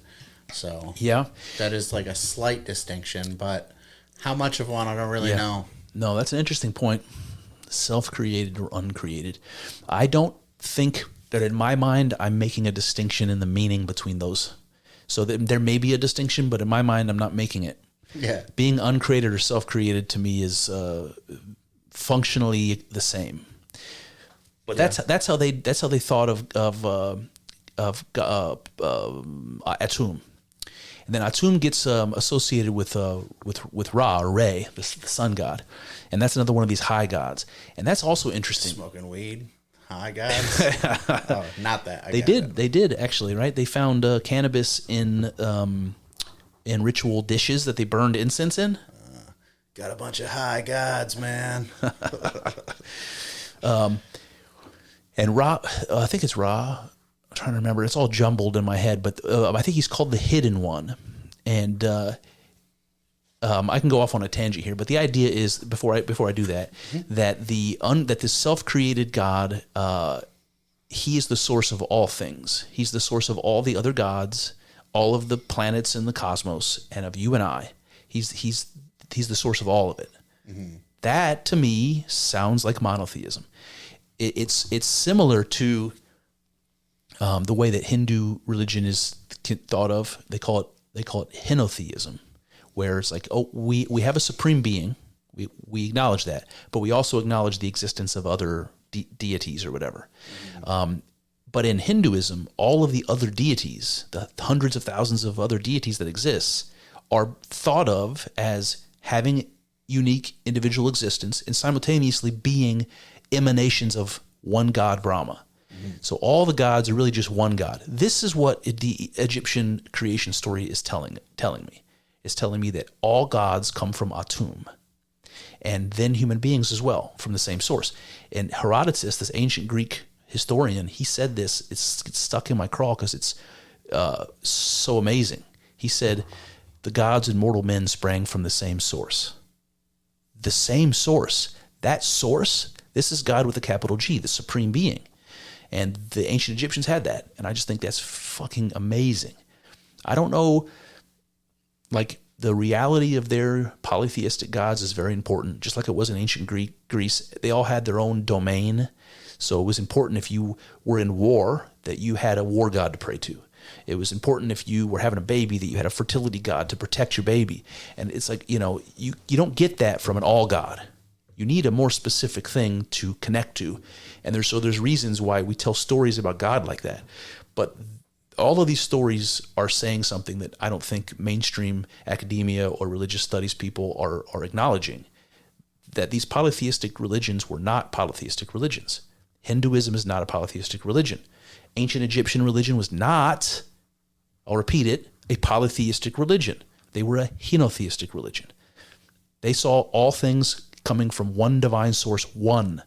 And I have a very difficult time seeing that as polytheism. I think that is a form of monotheism. What do you make of that? I definitely see your point. If it comes from the same place, then I definitely see what you mean. I would like to know what somebody who disagrees would say. What would they, what's their problem with that? Because, to me, what you're saying seems fine, in that context. But I just don't know. I don't know the other side.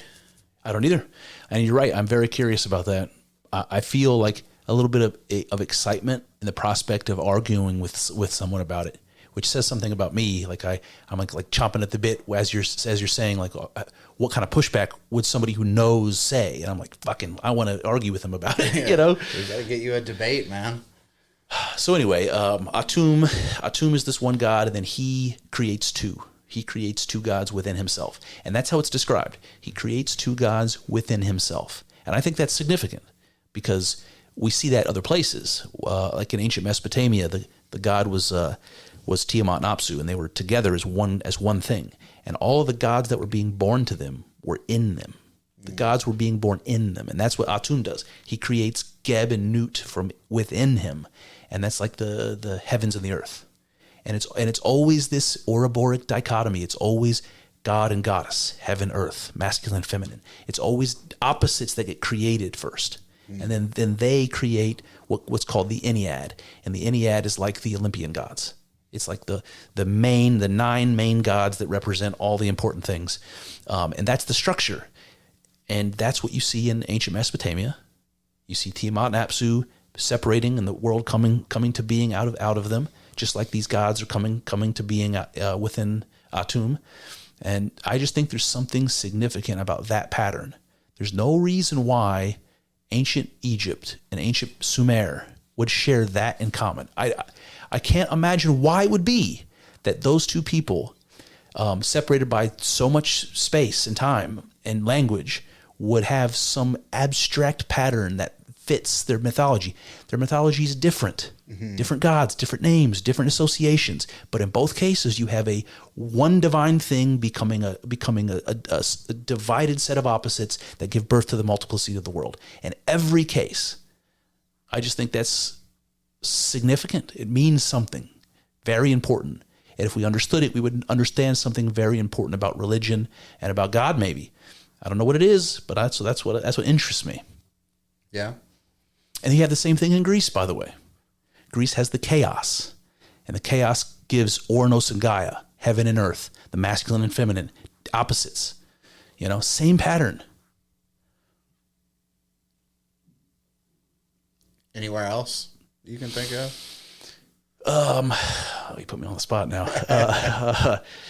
Well, that's still a good amount. Yeah. I mean, if you think about the same pattern in Persia, the Zoroastrian idea, you'll see that it's much closer to the Christian idea, but you'll see that too. You have one god who's Ahura Mazda, or sometimes he's called Zurvan.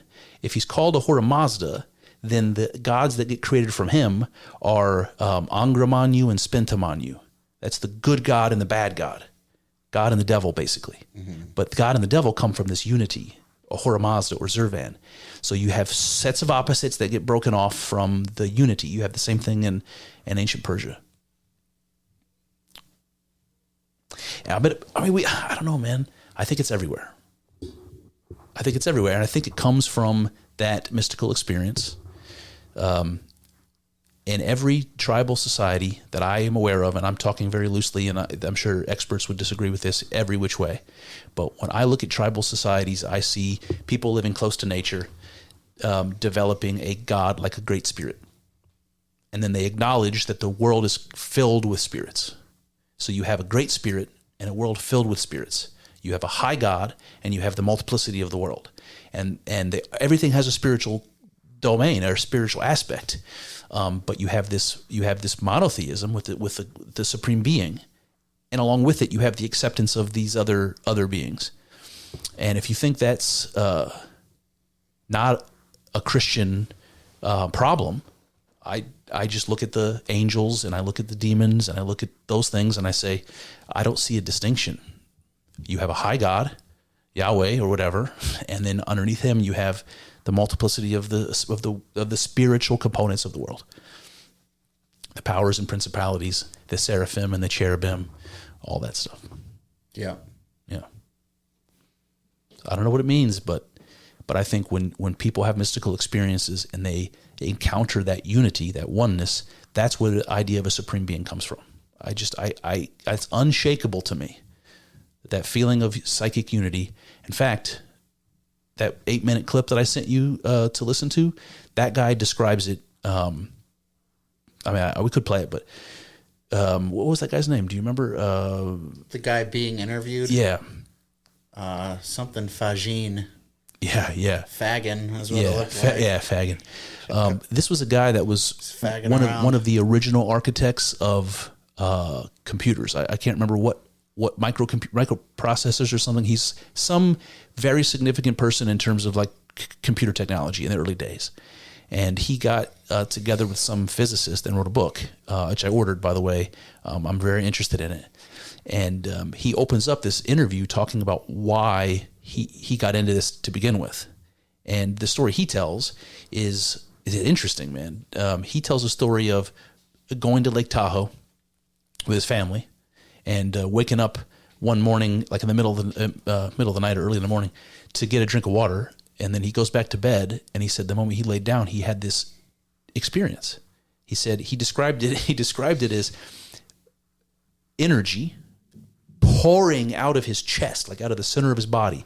And he just gets like laid back by this feeling of energy streaming out of his body. And he knew that the energy was love, and he knew that it was he used the word unconditional, but it was like something supernatural. It was love. He recognized it as love, but it was something supernatural. And when that happened, he said he began to see like twinkling lights, and he felt like the love was just filled. It literally became everything that was all around him. And then suddenly he felt his own awareness in all of those sparkles. Not coming out of him from his perspective, but his consciousness was now the love and the light that had poured out. That was everything. And so he was describing a unitive experience. He was describing a mystical experience, an experience of recognizing that he is, whatever he is all things.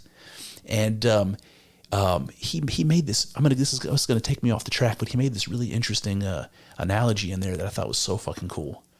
He said that when you have a cell, the cell in your body has all of the knowledge, the potential knowledge of the whole, because it has the coding DNA that tells you how to make it. So every cell in your body contains the knowledge of the whole. And I was like, oh shit, that's pretty cool. You could take one cell out of your body and it could recreate you, your whole that's fucking cool. And then he says, just like that, we are, this is like what the Hermetics say, as above, so below. We are the same kind of a microcosm. What he means is the information that's in us is enough to recreate the whole, the cosmos. And that's something that he said that happens. It's just a fractal pattern. It goes up and it goes down. Everything contains the potential of the fullness of everything, and you get this crazy, trippy, mathematical, thing going on, and that might lose some people, but it fascinates me, man, because I see that fractal shit. It comes up. Anybody who does psychedelics will tell you they've seen fractals, but it comes up at the heart of nature, in the heart of mathematics. And I just think it's fucking amazing that he put it that way. That just like our cells have the full knowledge of what it is to be us, whatever we are has the full knowledge of what it is to be whatever it is we're a part of. Yeah. I don't know. I know I got off track with that, but what do you got? I don't know. I guess I know what he means by that, but when he says that the knowledge in a cell is enough to recreate us as a person, I understand that because that has our DNA. Yep. But what does it mean for us to be a microcosm of everything and to be able to recreate literally everything from us? What does that mean? Well, there's one idea that comes to my mind about what that might mean, but I think that's an excellent question. I take it seriously as a question because I see the fractal nature of the world. And when someone points out another example of a fractal thing, I want to nod my head along. Like, yeah, I see that everywhere. This tracks. One way is to think about the way that Carl Jung talks about the psyche as being made up of archetypes in the same way, in a very similar way to us saying that our physical bodies are made of genes, that they're encoded in these archetypal patterns. So now we can start talking about the patterns that we exist and that we play out. And I can't help but see these patterns in my mind as waves, these patterns. And what the world is most fundamentally is the quantum field of waves. So all these patterns that we model our behavior on, that exist in our subconscious and sort of give us form psychically, the way that we make sense of the world, the way that we the order that consists of our psychic reality, that maybe those patterns represent something higher, something a level up, that those patterns are immortal and belong to some larger reality. That's a possibility. Like this, maybe it's not the best example, but it gives you some way of understanding how that might be the case.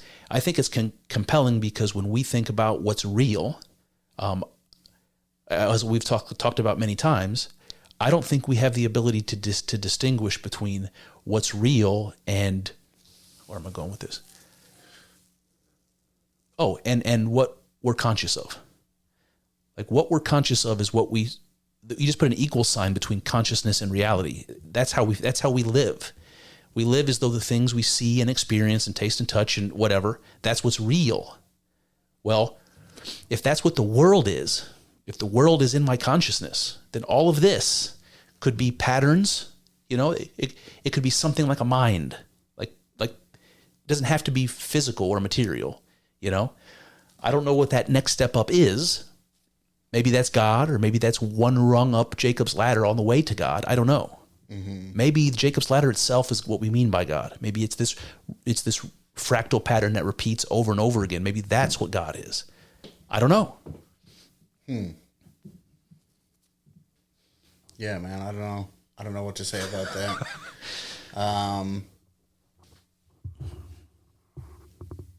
I don't know. Listen, I don't know either. But the idea that this guy had this experience randomly, like he got a drink of water at night, went back and laid down in bed and had this energy, consciousness separating, disembodied, unitive experience. The fact that he had that experience just after he had a sip of water and went to bed is fascinating to me. Because it means it's possible to fall into a mystical experience for reasons that aren't clear and maybe even aren't provoked. I say provoked because we can seek mystical experiences through actions that we take, taking psychedelic drugs, learning how to do tantric meditation, whatever it is, yoga, whatever it is you're doing, there are things we can do to try to achieve that. But this guy didn't do that. This guy just fell into it. Now, there's another guy that I've talked about named Sir Humphrey Davy, famous scientist, who had an experience like this where he was walking around the ruins of ancient Greece or something with his buddies. And I imagine he's like college age or something when this is happening, and like the late 1800s. And he sits down to rest, and his buddies take off. And he's sitting there looking at the night sky, and he just has this mystical experience, just happens to him. I don't know, man. That's fascinating to me because it never just happened to me. And maybe I'm a little bit peanut butter and jealous of that, but just the idea that it's possible to just happen is interesting to me. Yeah. It's like that's what it sounds like to me when people say by the grace of God. It's like not something you earned, not something you tried for or striving towards. It's something that just happens. And you're one of the lucky ones that got to have the experience. Yeah. I don't know. Do you ever get skeptical of the people who give these reports? Like, is there ever any? Because all you have to take this stuff on is these people's word. Yeah. Have you ever heard somebody talking about that kind of stuff and you're like, I don't know if I trust you. I don't know if I believe what you're saying. Yeah, for sure. Like, so I wanted to talk to you about these near-death experience, confessions that people talk about having these. What happens to them when they had this near-death experience? Mm-hmm. I listened to one on YouTube the other day, and I turned it off like a minute in because I didn't believe it. It's the same thing as like if someone's talking to me about their UFO experience. In some cases, I'm thinking this person believes what they're saying. Maybe they're right, maybe they're wrong, but they believe it. Sometimes you think it comes across as theater, and this girl that I was like, this sounds like theater to me. But I could be wrong. Maybe like I have this thing where like if somebody is describing a mystical experience and it differs in some fundamental way from mine, then I am reluctant to believe you. But the idea that mystical experience is the same for everyone, I'm also skeptical of. So I'm in this weird position where I might be skeptical of you because your experience was very different from mine. One of the examples that I hear sometimes is people who talk about like seeing beings in DMT. That's not something that I exactly ever experienced. I can talk about ways in which I can maybe understand what they're talking about, but I never saw machine elves or any of that stuff. When people have near-death experiences and they talk about, seeing like their dead relatives or something, or when people talk about seeing like different levels of heaven and hell, that comes up in different ways, or different types of angels or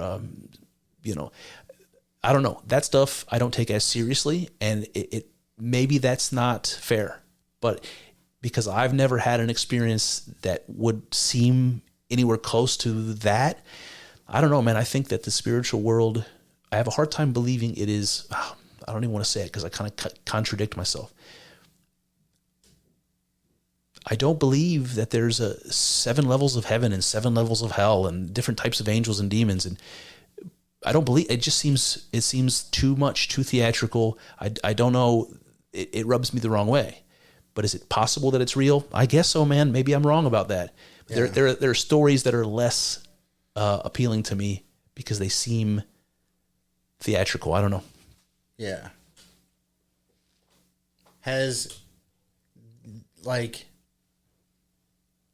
Have any of the, you have like a set of things that you believe are true. And you've said before, and you kind of did just say that your way of determining whether or not you believe something is just whether or not it jives with those things that you believe are true. I admit it, yeah. Through these revelations, have you ever had like a revelation of some kind of knowledge that you didn't like, that was not good, that like you weren't really comfortable with? No, that's an interesting question. No, but I did have an experience where I guess the way that I changed something that I wrote down when I was trying to explain how I was feeling, what I was thinking. I would write it down in a certain way, and then I would be like, "That's not quite right," where it was hard for me to capture. So there was times in which, but never a time where I thought like that spiritual knowledge or insight was contrary to morality in any way, or that I was uncomfortable with. Okay. Yeah, I don't know.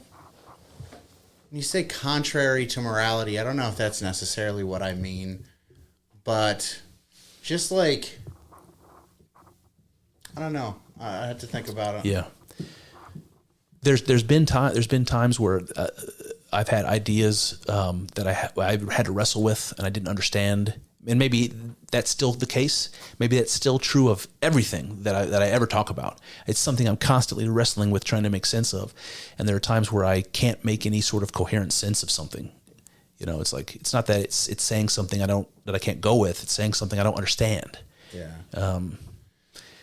There's been a couple of interesting, like the Sir Humphrey Davy one and the Emanuel Swedenborg examples. Those examples were of a mystical experience that involved traveling to outer space and implying a spiritual significance to stars and planets. And part of me wants to reject that, like that astrology stuff. It's like I put it in a bucket of woo-woo and I want to throw it out. But then Swedenborg says this shit, man, that still haunts me, where he says that that a star is a portal from the spiritual world into the material world. It is the place where the love of God, you remember what that guy was describing, the love pouring out of his chest, where the love of God becomes physical. And that what that is the energy and the light that comes from the sun and the gravity and all the stuff that allows for planets to form and life to form. The love of God does that.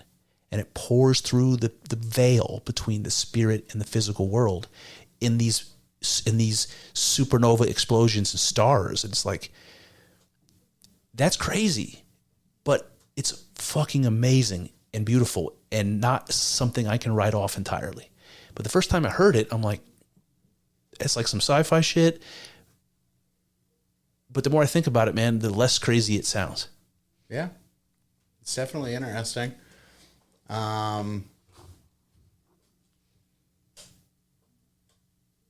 I don't know, man. I don't know what to say about that.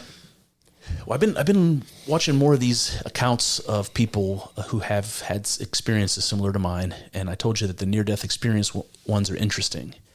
I never really considered them much. The psychedelic ones I did, the religious ones I did, but these experiences that come from near-death experiences, they weren't as compelling to me. Then I saw a couple that were compelling, and now I'm wondering if I need to take it more seriously. What's getting to me on this one is when people have mystical experiences, one of the common things that they'll say, especially if they have any kind of like psychological knowledge or training, is that they experience an ego death. Mm-hmm. And that's something that we saw in the mystery religions in ancient Greece, that people had these simulations of death and rebirth. And that was part of the ritual, and maybe it involves psychedelic drugs. And a lot of people take psychedelic drugs and have a rebirth experience, where they feel like they're a different person on the other side of that experience. So there's death involved. And when someone actually dies or nearly dies in these near-death experiences, they come back saying things similar. And so what gets to me is this connection between someone who almost dies and someone who simulates death by destroying their ego, by using drugs or meditation or some way of killing their ego. In either case, they report this unitive experience. And you remember that guy, I think was it Jimmy Corsetti who wrote that book about the Eleusinian mysteries? Maybe I'm mixing him up. Anyway, I can't remember the name of the book anyway, but it was really... The guy who wrote that book was on Rogan, right? He was on Rogan. Yeah, I don't think it was Corsetti. I can't remember who it was, but I don't think it was. Yeah, I think I'm mixing them up. Yeah. But what he was saying about the Eleusinian mysteries is that it was a way of practicing dying. And he was like, if you die before you die, you won't die when you die. And that was the purpose of the Eleusinian mysteries. You had to have practiced dying so that when you did die, you knew what to do. You knew, how to move on or whatever. And that's the same kind of emphasis that the ancient Egyptians had. All of their stuff is about knowing what's going to happen after you die so you can navigate it, so you can get through the duat, they call it, and you can pass you have to go before the gods, and they weigh your heart against the feather of truth, and you have to pass the test to get to heaven. And so they give you in the painted on the inside of your coffin and carved in the inside of the walls of your tomb, they give you all the instructions and the stories that you need to navigate after you die. And that seems a connection there between these Eleusinian mysteries, practicing dying. And there's a connection between near-death experiences and ego-death experiences. And it means something. I don't know what, but it means something, and I'm curious about it. Like, I don't know, what...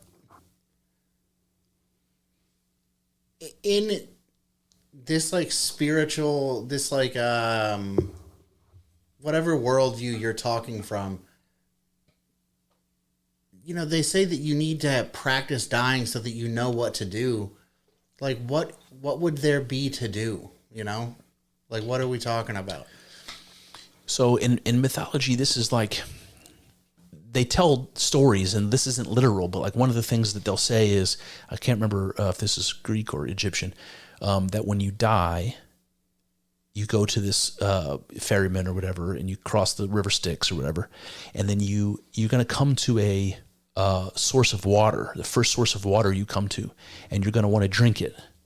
Most people will just drink it, and I think it's called like the lake of memory or something. You drink it, and it wipes your memory, like you never had a life, and that allows you to be reborn, to be reincarnated. That's what the ancient Greeks believed. And but if you knew not to drink from that water, if you knew that was dangerous, and what you want to do is actually keep walking, even though you're thirsty and you're going to want to drink so bad, keep going, and you're going to find this person, and you got to do this thing, and then you can drink from this water, and you'll be immortal. There's like something you need to know. And and I don't know what that really means. Like another example that comes to my mind is people who say that they see a light when they're dying, and they have to go towards the light. And I can't remember. This was another near-death experience story, I think, where a guy said he turned around on purpose and went away from the light, and that he realized at some point he started to panic, and he realized that if he went too far, or if he made that decision to go away from the light, that he would permanently be shut out. He wouldn't ever be able to find it again. So I don't know what that means, but it seems to all point in that direction of maybe there's something you need to know. I don't know. I don't know what that means. Yeah, I don't know, man. I just feel like having hoops to jump through and stuff, like that just seems weird. It does, doesn't it? It doesn't seem weird in a lot of like kind of traditional religious views, like purgatory seems kind of like a hoop to jump through. It does. But in this like spirituality where everything is one, it seems weird that you would have that kind of a thing, It seems like you would just be absorbed back into it. And... It does. But imagine that you have free will. Just imagine, you have free will, and that's part of your divine nature. And when you die, you have an opportunity to go into the light and rejoin with the oneness. Go back home, where it's, and where you're being called. Like you have that choice, but you have a choice still. And if you decide not to, this is just a hypothetical for shits and gigs. But imagine you still have that free will, and you choose to go away from the light, and heaven shut, the doors of heaven shut, and you're stuck on earth. And now you're a spirit. Now you're a ghost. Now you're a poltergeist. Now you're one of the reasons that people, claim to supernatural shit happens. Maybe you're one of those reasons. And now I'm thinking of those old Anne Rice books. Now, what happens if you're one of these spirits, these dead human beings that turned away from the light, and you're stuck here, and you've been here for 50,000 years, and you don't even remember that you were ever human, and now you're a fucking demon.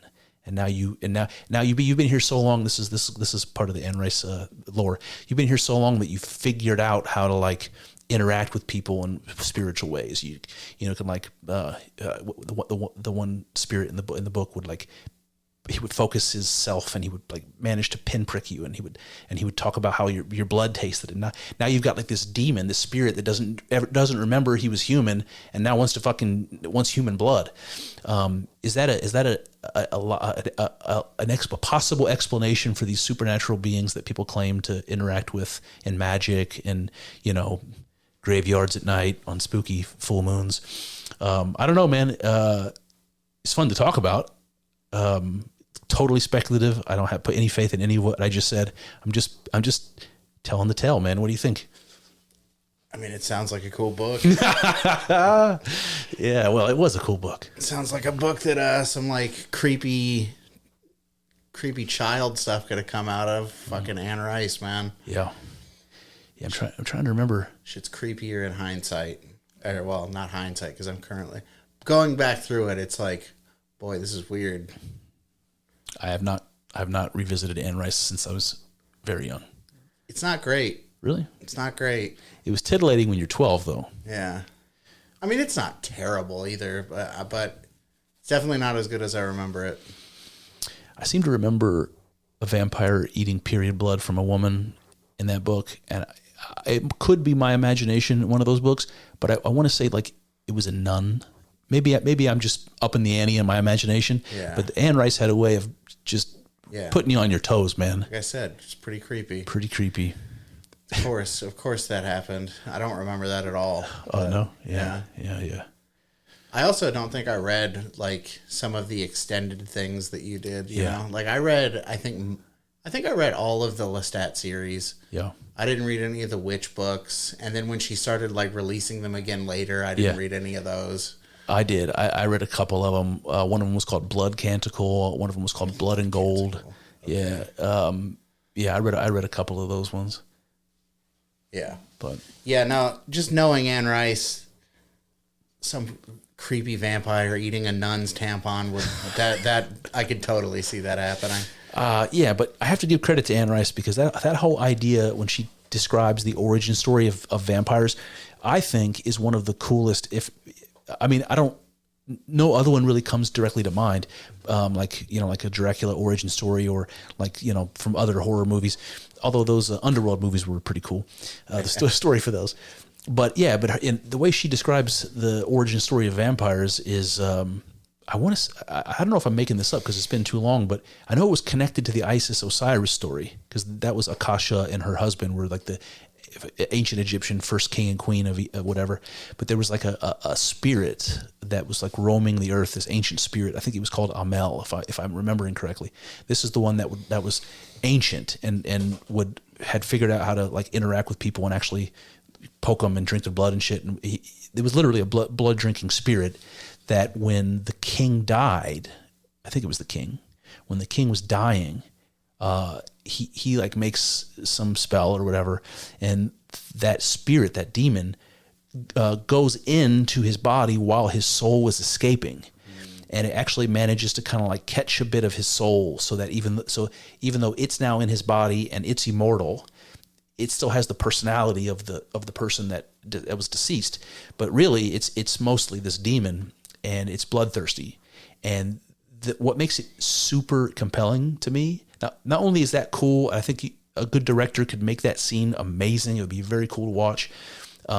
What happens is once the king has become a vampire, he's completely insane by being stuffed into a body. It's almost like he's in terrible pain and terrible thirst that you can't possibly imagine. But he wants to be embodied, so it is what it is. He's going to stay in the body, but to be confined by it is too much. And so every time a vampire bites another vampire, the soul is getting spread out thinner and thinner. So the reason why the king the thirst was driving him to kill people and drink their blood, but every time he did that, it would be a release, or it would be a relief, because a little bit of that soul, that demon that's in him, that's causing him pain to be confined in his body, is getting passed on to the next person. And so you can see like what drives the infestation. You can see what drives the explosion of vampires into the world. That this demon is literally like a parasite that's passing itself on to others just to give himself some peace, And it's like you kind of understand that. Like if you were in terrible pain and all you wanted was peace, you might think it's worth, filling the world full of vampires just to be able to, take a breath and feel a little relief. It's the same reason that makes the Frankenstein villain so compelling to me, because I understand why he's a monster. And that's what Anne Rice did with that story, I think. Interesting. Do you remember all that? No, not really. Oh, really? Yeah. I think that was in The Queen of the Damned, maybe, or... Yeah. Yeah. No, I don't remember the specifics of it. Been quite a while. Yeah. Had a big impression on me, obviously. Yeah. Yeah. I don't know, man. I'm probably about halfway through Interview with the Vampire, and I don't think I'll read any of the other ones. Really? Yeah. You gonna push through this one? Maybe. We'll see. We shall see. Well, I'll get my hands full with this book for a while. I think it'll probably take me a day or two to finish it. Ass Man. Yeah. And then I'll do an episode on that, maybe one or two, depending on what I end up with. And then I'm going to go back to the Red Book and do another episode on the Red Book. Nice. So we'll see what happens. What else you got, Kyle? Not much, man. Let's see. I did want to ask you, but I wrote like a lot of notes. Let me see what it says. Wrote a lot of notes. Sometimes I write notes because I'm afraid that I'm going to forget the thing. And then when I go back and read the notes... The notes confuse you. Yeah, sometimes. Sometimes they do. All right, let's see. Oh, I was watching that Danny Jones podcast. Did I tell you about this already? He was the guy that was interviewing the Exorcist guy. He's like a super, super famous exorcist. Could we talk about this? I don't think so. All right, let's see here. So this is what I wrote down. You want to hear the stream of consciousness. So there's a story of a voodoo ceremony where the guy's talking about how when the ritual begins, what the first thing they do is they invite the spirits in. So that stuck in my head, inviting the spirits in. And then the exorcist guy says something about why some people get demons and other people don't. Why some people get possessed. But just that idea of getting a demon, I thought that I was holding on to that. Like, get a demon? Like, you can pick one up like a cold? How does somebody get a demon? So, and then I said, what if a Jungian interpretation is correct?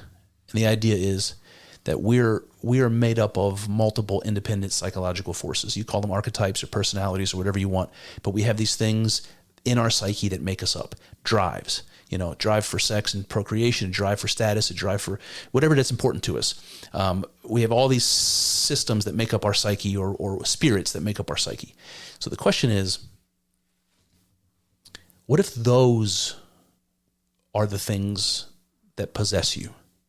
When someone says that they're demon possessed, let's just suppose there's one of those drives in us that takes over, that becomes, the king of the rest of them.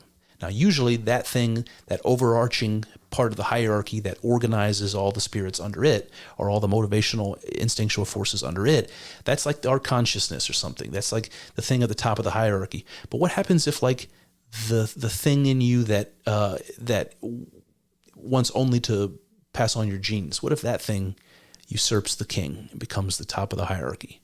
And then you become some kind of sociopath, some kind of psychopath that's going around putting lewds in girls' drinks or whatever they're called. You become Bill Cosby. You become Bill Cosby, yeah. Right? What happens if one of those other drives finds its way at the top of the hierarchy? It's like a disordered thing. It shouldn't be that way. But what happens if, you can imagine, like, somebody who's a schizophrenic, or somebody who's a sociopath, somebody who's violent, somebody who's like a compulsive liar. You can think of things that might be explained that way. Like maybe one of these other forces has found its way at the top of the hierarchy and is rearranging the rules, like Trump's doing in the White House right now. Something like that. Did you just call Trump a demon? No, I did not. I would never do that. So the idea is this idea of inviting demons in, or how some people get a demon and some people don't. The idea I wanted to bring up is, what if we're all of us are already filled with demons? And that's not actually a problem unless something goes wrong. And here's the mythological thing that makes this interesting to me. This is the sin of Lucifer, the sin of pride, when Lucifer tries to assume the place of God, right?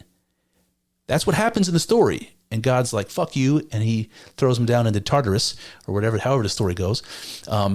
So Lucifer tries to be the king, and that's not his place. So I'm trying to make an analogy here to one of these psychological forces taking the place of God, right? When it shouldn't. That's the sin of pride, of arrogance, of what I want. I'm putting myself in the shoes of this psychological force, motivational force. What I want is most important, and whatever you guys want is going to have to serve me. And if that's sex and I become, a serial raper or whatever, you could clearly, something's gone wrong. The sin of Lucifer, the personality that shouldn't be in charge, has committed the sin of pride and put himself in the place of God. And in this model, we carry the demons in us. We don't get a demon like a cold. We don't invite a demon. We're filled with them. And something about that rings true to me. So I'm wondering what you think of that. I think it's interesting. I don't know, man. It's an interesting thought. I've never really because it explains, like, considered it. It explains some theological things, like why. Like the original sin, as an example. Like, why do we carry this possibility of sin? Is there really no such thing as an innocent? It makes you think about those questions in a different way. Maybe to be innocent is to keep the thing at the top of the hierarchy that's meant to be there. And if you can manage that, you're fine. But if not, you're sinning. I don't know. What is supposed to be there? I said consciousness earlier. That I don't make a big distinction between the idea of God and the idea of consciousness. So, take that for what it is. But like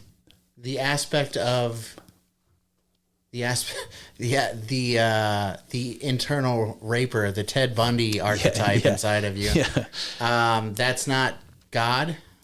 It is, but listen, I don't think that the Ted Bundy raper thing is an archetype. I think it's an archetype gone wrong. Like you have a reason. There's a reason for you to have a procreative force. There's a reason for you to have a period of your time where you're obsessed with sex, because otherwise biology doesn't continue. But what happens if that that force takes over and is willing to bend all of the rest of your psyche, is willing to bend your own moral, your conscious, your Jiminy Cricket. It's now willing to usurp the power and put and break rules to get what it wants. Like I think that's a risk that you take. It's like another way of thinking about sin, I think. Yeah, I don't know, man. I think that it's hard to think about sin at all if everything is one. It's like really hard. It's difficult. Like you say that the Ted Bundy raper archetype is not really an archetype. It's an archetype, a type that is like perverted. Like Lucifer, yeah. Mm-hmm. Yeah, I don't know. I just like... Because Lucifer was the king of the angels, the most beautiful, right? Of God's creation. He went wrong and became the worst of worst things. Something like that. I think stories are telling us something. And maybe there's something beyond the narrative of the story that this applies to.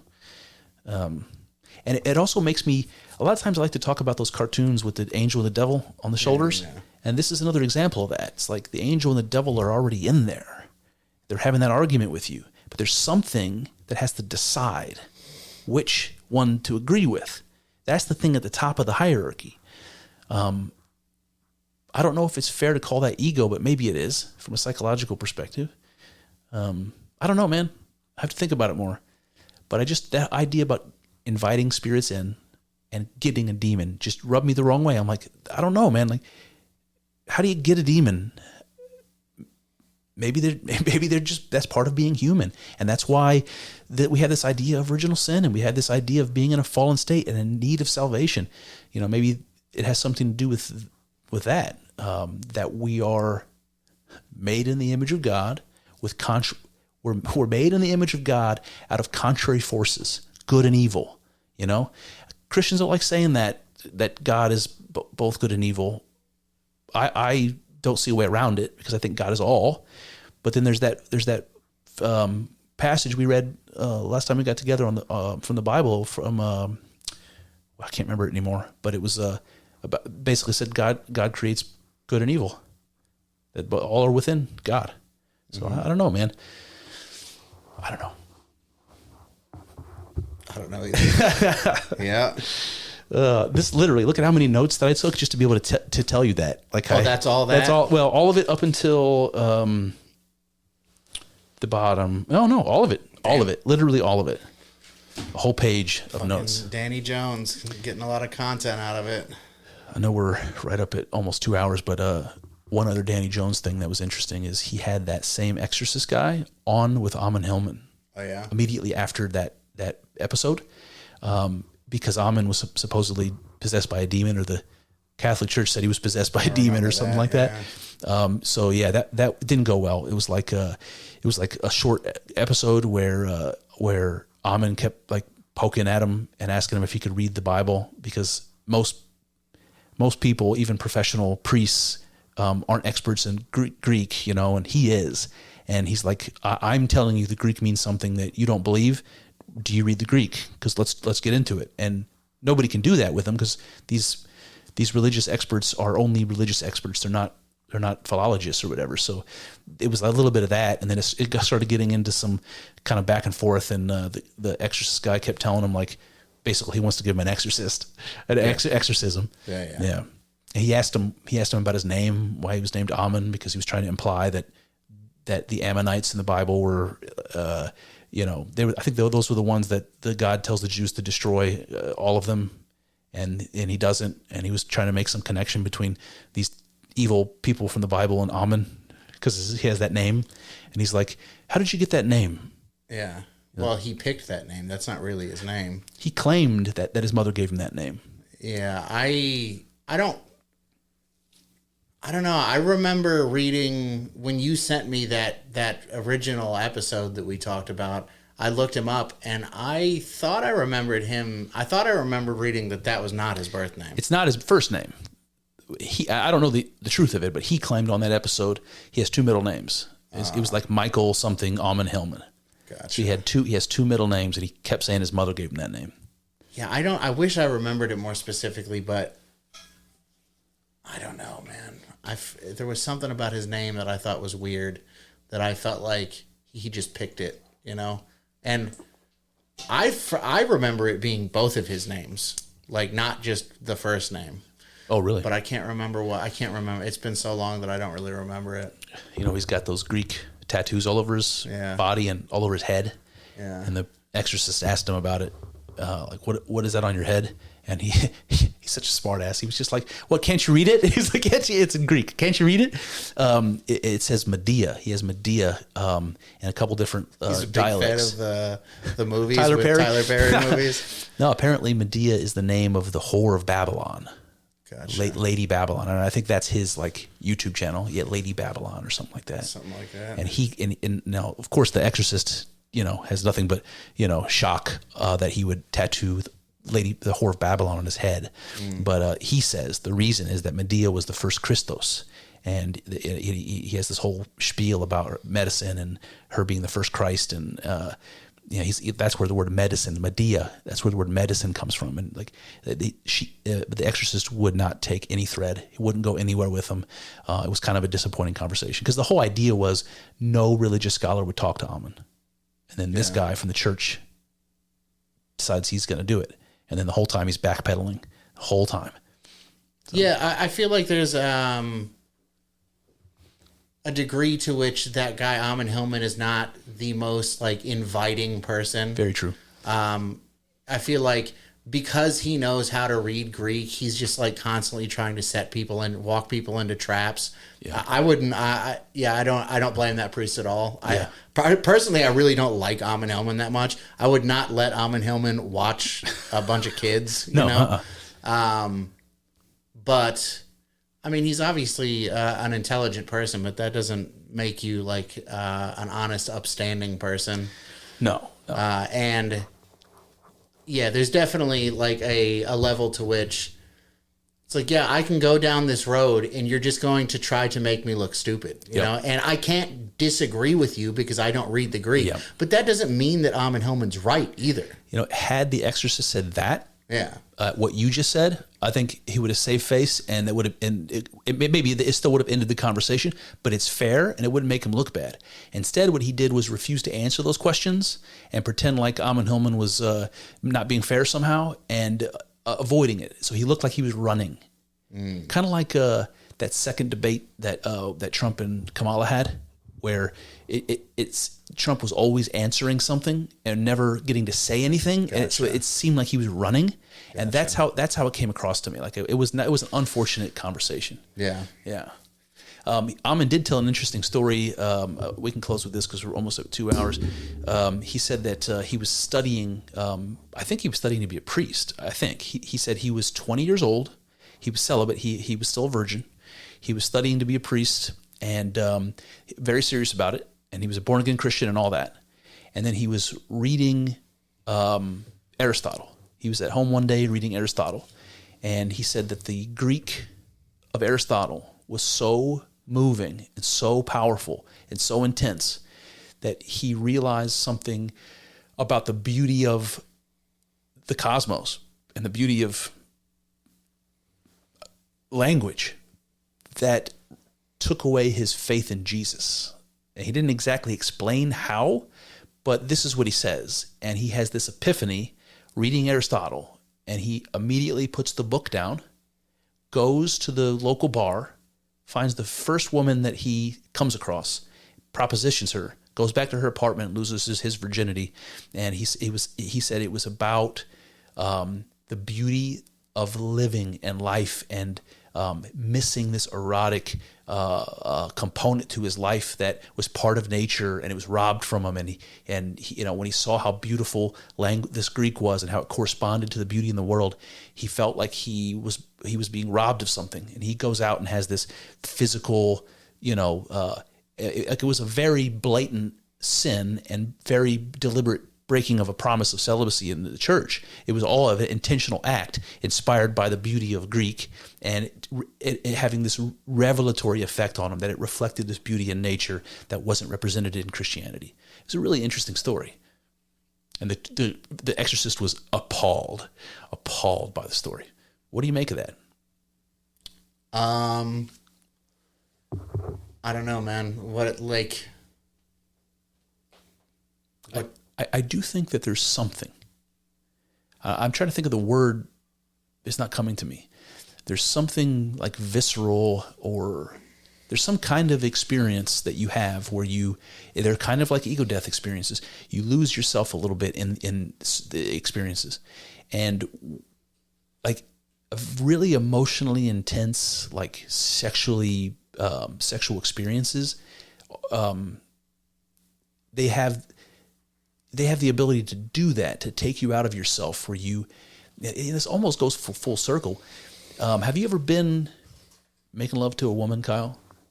And it's so intense, and the feelings and emotions are overpowering your ability to think, where you become almost an animal. You become almost an instinctual creature. You're not thinking about yourself as an individual anymore.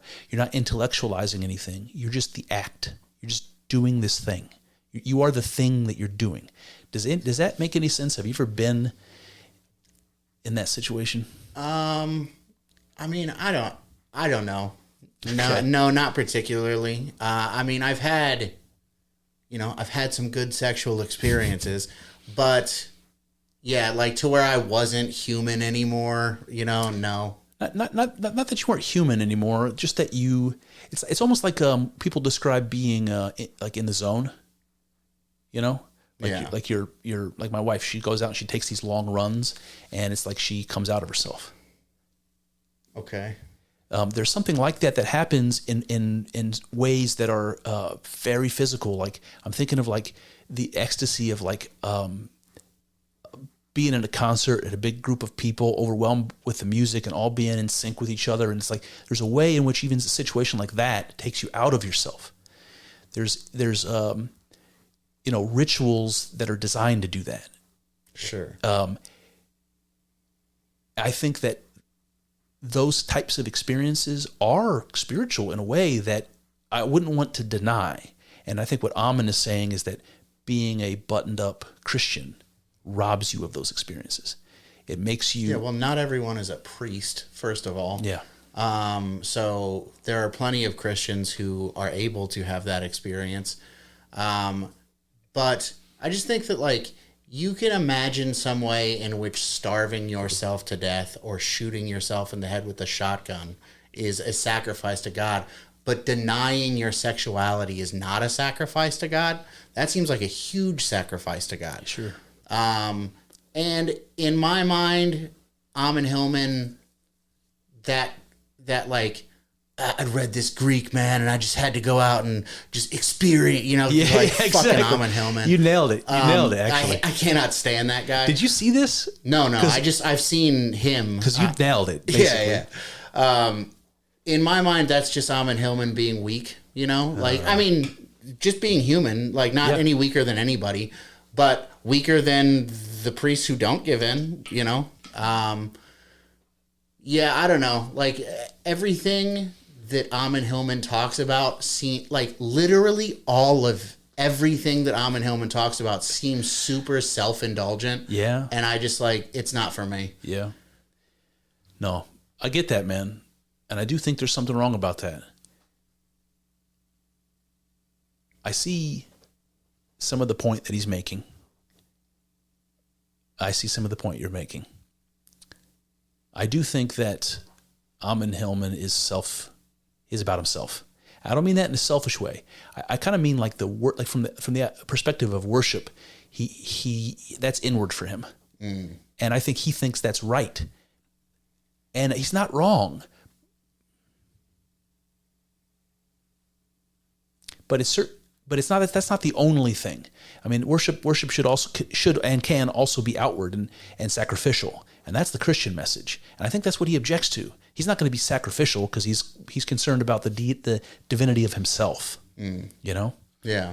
I don't know how he would take that idea. That I don't want to put words in his lips, but I did. If Amen would agree with that idea that he has divinity, himself within himself. I don't know. Maybe I'll have the opportunity to ask him one day. Maybe we'll get him on the Two Tongues show. Someday. Anything else, man, you want to close with? No, not that I can think of. We're pretty much, we're over by 4 minutes. I know, man. I feel like I got super chatty today. I wasn't expecting it. It happens. All right, you guys. Adios. Well, there you have it. That's one avenue explored, but infinitely more still to go. I hope you enjoyed thinking along with us. I know. It's not easy work. Thinking. It's hard and full of uncertainties, but I'm grateful for the company as we trek through this together. Here's to hoping that the juice is worth the squeeze. See what I did there? Let's find out together in the next episode.